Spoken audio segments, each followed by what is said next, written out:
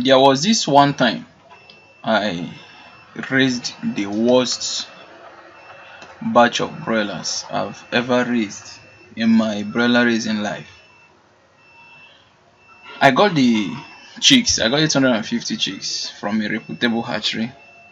Okay, and on the second day I started noticing few of them were gasping.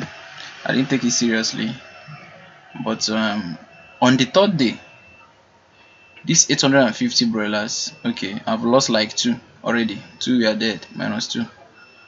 The remaining, we are still yet to finish one bag of feed. Okay, they were still yet to finish one bag of feed. Normally, if I raise 600 birds within the first 3 days, at least at the end of the third day, one bag of feed should have exhausted. But 850, we're still struggling with one bag of feed. I knew that there was a very big problem. Now, early mortality. Today one will die, tomorrow 3 will die, another day 5 will die. Some days none will die, but the next time you see that, you'll be seeing like 7 to cover for those days that they didn't die. If you came to my pen house, especially after the brooding, when the birds have started manifesting who they will really be, first thing you will ask me is, these birds, did you get all of them from the same hatchery?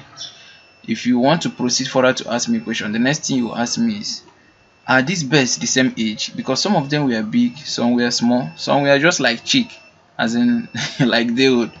You get the point. So those were not even really my problem. My major problem was the mortality.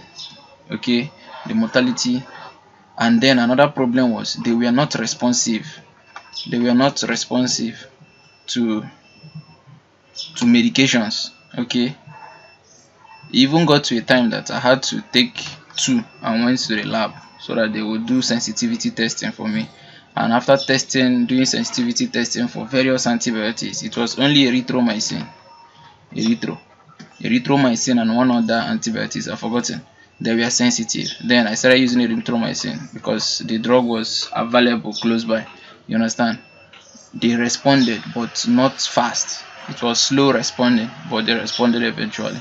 At the end of raising that batch, I lost about 74, almost 10%.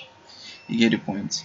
And this thing is what happens to many farmers. And when it happens, people will blame you and say the problem might be the feed. You know, we didn't have uniform weight. There was no uniformity.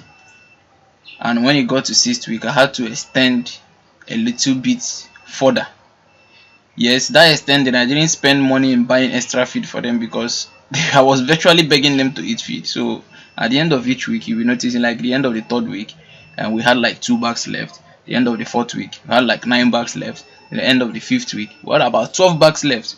So at the end of the 6th week, we still had backlog of feeding to be done. So we use that remaining backlog of feeding to feed. But this broiler business, right?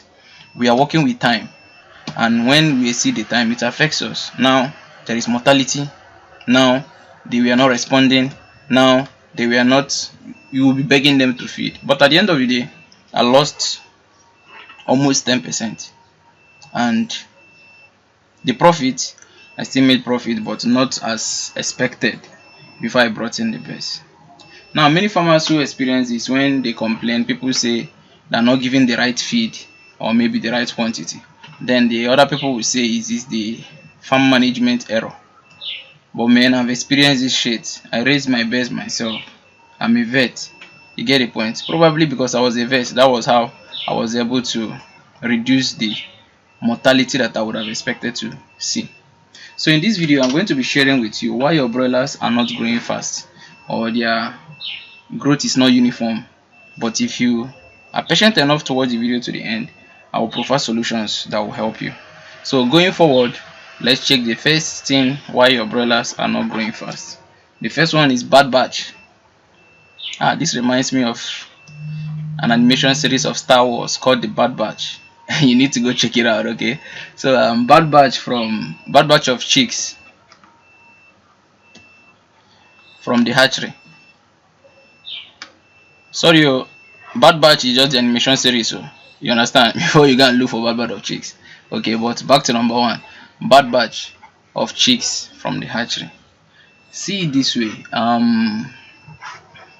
if you are planting crops, okay, and you sow bad seedling,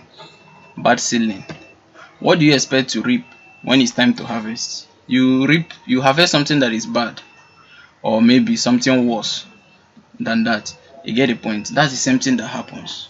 Most times the problems come from the hatchery. I can't come out publicly and stake my I don't have any reputation anyway, but stake my head and say this hatchery is reliable. It is, you understand? I can't do that because sometimes, in fact most times, you get good batch from hatchery, then sometimes, few times, or maybe one time, like I've experienced it one time, you get something worse.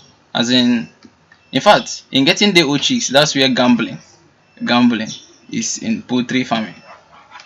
Okay, because if you get something good, you see their performance will be good unless you mess up with the management. But if you get something bad, no matter what thing you do, bad batch is a bad batch. Bad seed will give you bad outcome. You get the point? So what I normally do about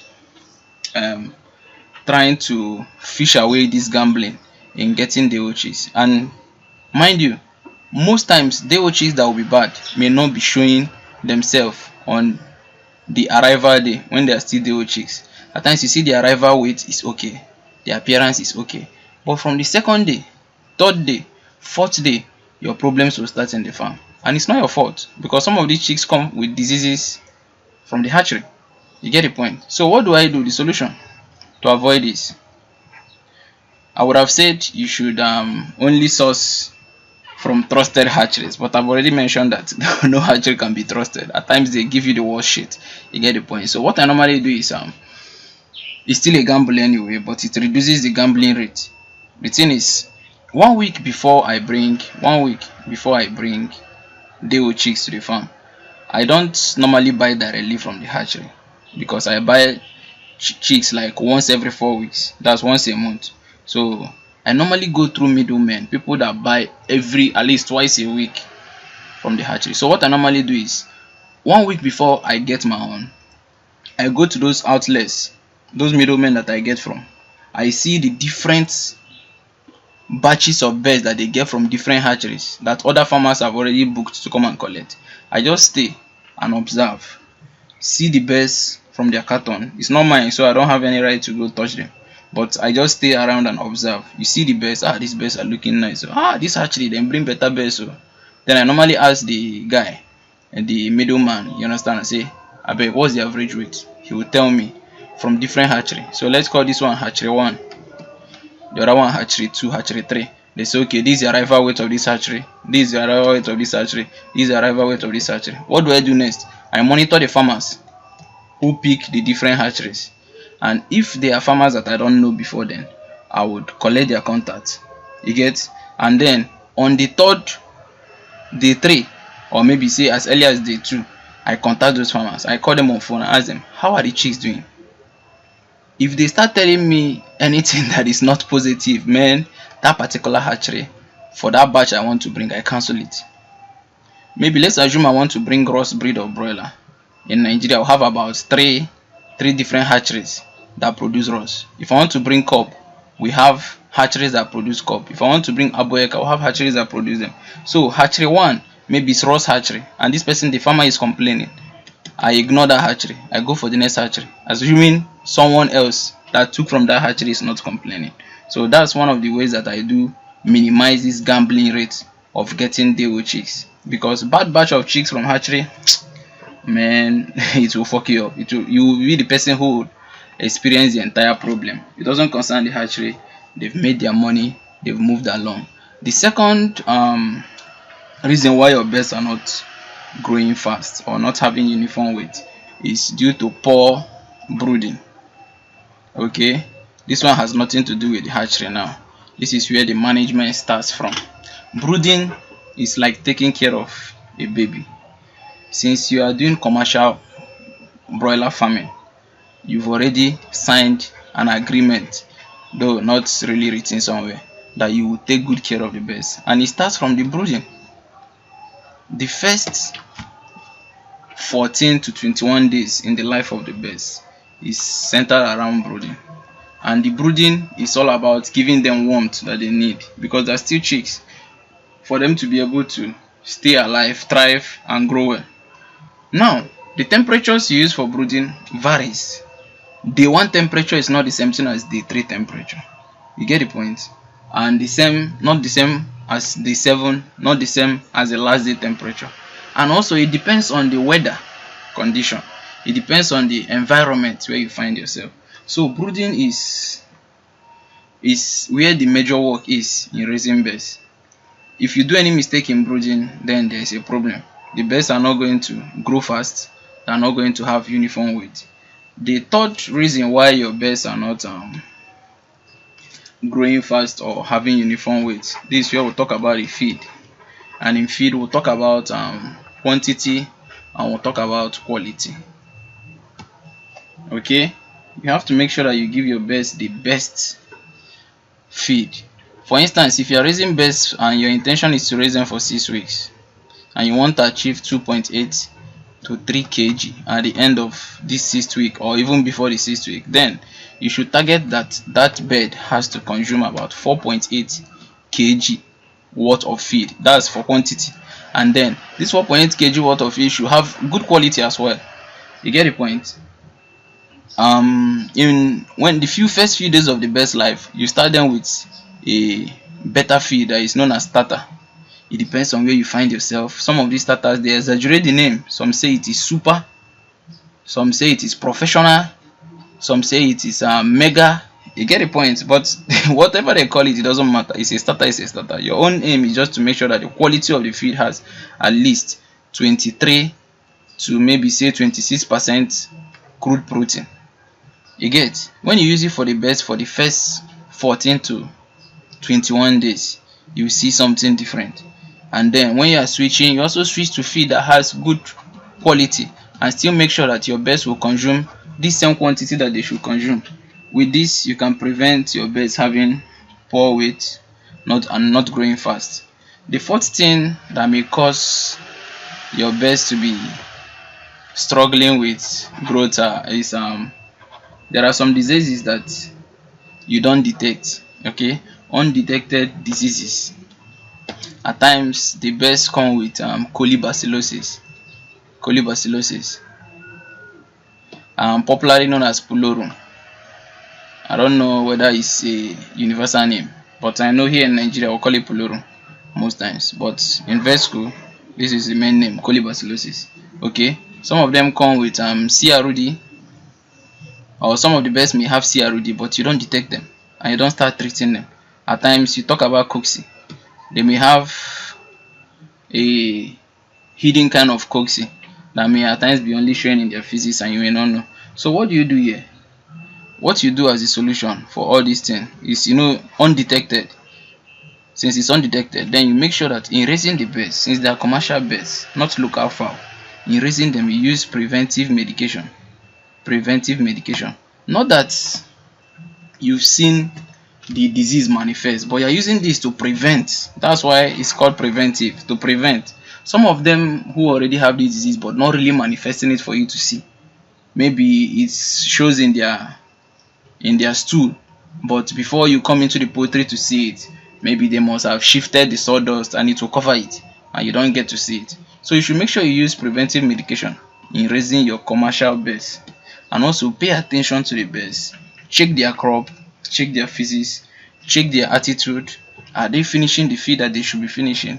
All these things are diseases pointers, so that you avoid these undetected diseases, because this makes your bird not to have uniform weight, and it also makes them not to grow very fast. The fifth reason why your birds don't grow fast is overcrowding. Okay, and poor poultry house design. You get the point? In overcrowding, let's assume that this is your pen house, and you know that this pen house can only carry 100 birds, adult birds. In day 1 the birds are small and they may be occupying only this kind of space inside that pen house. But You want to raise these birds for say 5 to 6 weeks, and then this your pen house cannot carry more than 100 when they are at their full weight, their full size. Make sure that you don't overstock this pen. Don't mind that in day one they may be occupying only the small axis of the poultry. Just remember, as they grow, you keep expanding the poultry till you reach the max.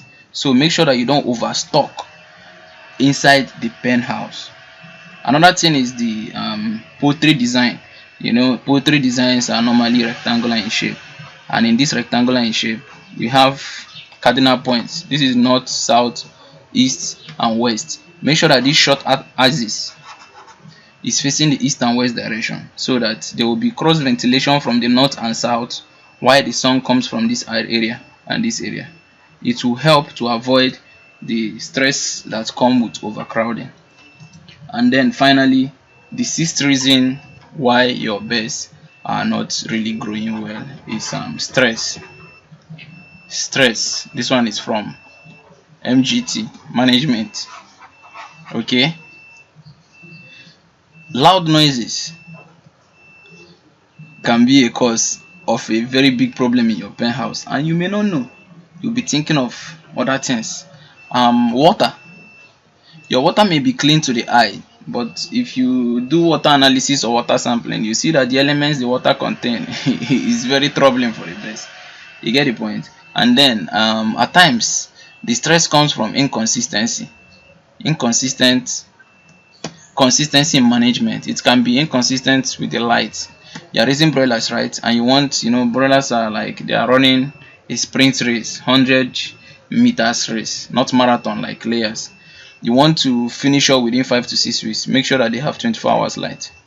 If they only see the daylight for 12 hours and they sleep all through the night, man, don't expect your broilers to meet up with someone who is giving them this 24 hours light.